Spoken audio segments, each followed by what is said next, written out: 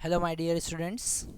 हम बात कर रहे हैं एक बहुत अच्छे इंटरेस्टिंग क्वेश्चन की, जिसमें हमारे पास गिवन है a mass of capital M kg suspended by weightless string. Okay, हमारे पास में हम यहाँ पे कलर चेंज कर लेते हैं, वाइट कलर कर लेते हैं। ओके, तो हमारे पास में एक ब्लॉक है, मान लेते हैं एक ब्लॉक है जिसको हमने एक वेटलेस स्ट्रिंग से लटका रखा है और हम इस पर हॉरिजॉन्टल डायरेक्शन में एक कांस्टेंट फोर्स कंटिन्यूसली अप्लाई कर रहे हैं।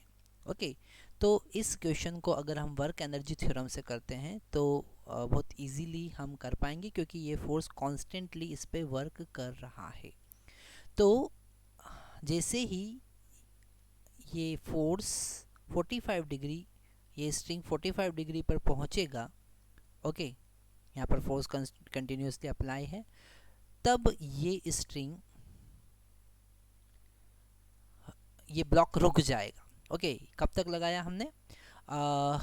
The horizontal force that required to displace it until the string make angle 45 degree, है ना।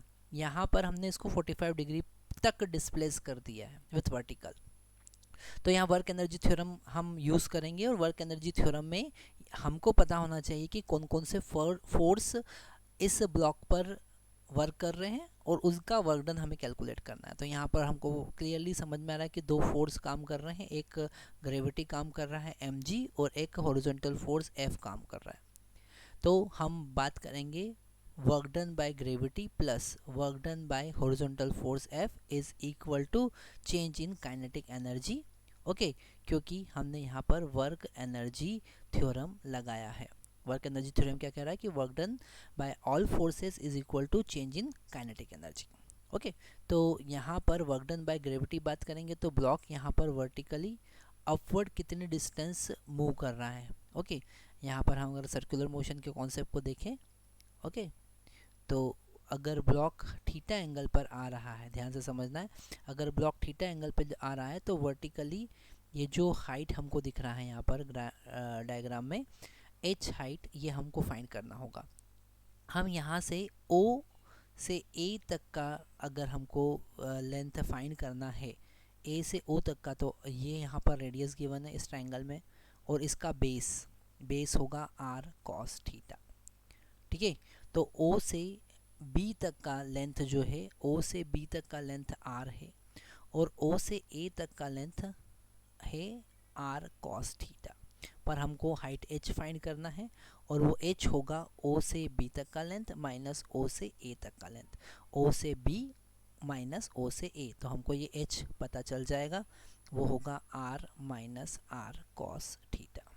ओके, यहाँ पर हमने ट्रायंगल में cos थीटा लगाया है, ये जो ट्रायंगल आपको दिख रहा है इसमें cos थीटा लगाया है और बेस फाइंड कर लिया है। हाइपोटेनियस r है तो बेस कितना होगा, r cos थीटा, है ना। तो वर्टिकल डायरेक्शन में वो अपवर्ड डिस्प्लेस हुआ है h, तो वर्क डन बाय ग्रेविटी होगा माइनस mgh प्लस, ओके, मान लेते हैं ये हॉरिजॉन्टल डायरेक्शन में ये डिस्टेंस जो ट्रेवल कर रहा है वो है x, जो कि हमको क्लियरली यहाँ से समझ में आ रहा है कि वो h जो होगा वो होगा r साइन थीटा, है ना। ये जो हाइट होगा, थीटा के सामने वाला हाइट होता है, तो हाइट कितना होगा, r साइन थीटा। ओके, तो यहाँ पर F, फोर्स F लग रहा है और उसकी डायरेक्शन में डिस्प्लेसमेंट हो रहा है x, और चेंज इन काइनेटिक एनर्जी, तो यहाँ पर kinetic energy final minus kinetic energy initial, जो कि 0 होगा, क्योंकि पहले भी ब्लॉक रुका हुआ था और बाद में भी ब्लॉक रुक जाएगा। ठीक है, तो यहाँ पर हम सब वैल्यू पुट करेंगे। सबसे बड़ा क्वेश्चन ये आता है कि यहाँ पर माइनस mgh क्यों लिया है, क्योंकि ब्लॉक वर्टिकल अपवर्ड मूव कर रहा है, और ब्लॉक अगर वर्टिकल अपवर्ड मूव करेगा तो work done by gravity negative होगा।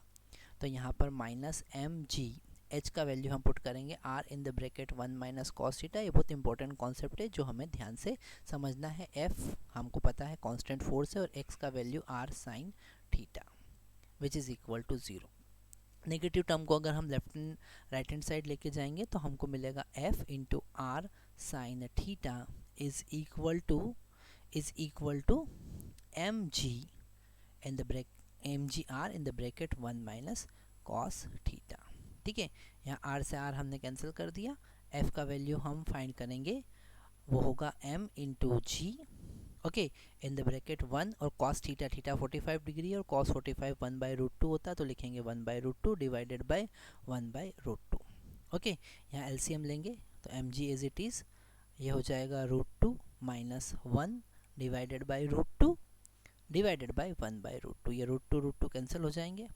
हमको f का वैल्यू यहाँ पर मिलेगा mg in the bracket √2 minus 1। Okay, तो ये हमारा आंसर हुआ। इसे हम यहाँ पर डिवाइड कर लेते हैं।